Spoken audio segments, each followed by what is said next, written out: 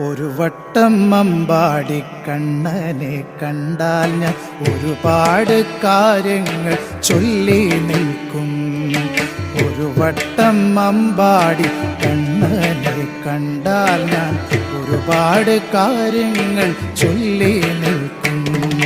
കൊതിയുള്ളതൊക്കെയും ചോദിച്ചു വാങ്ങും ഞാൻ, ഇനിയുള്ള ജന്മങ്ങൾ ആസ്വദിക്കാൻ.